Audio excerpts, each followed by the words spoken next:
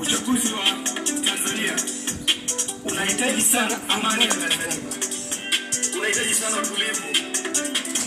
Watanzania wanahitaji vurugu.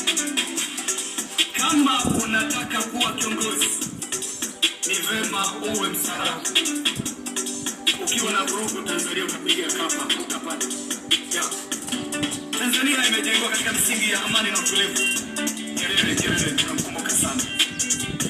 Wewe unaenda kugombea Tanzania, hakikisha una kosa la jinai. Utulivu uwepo kwa hali ya juu.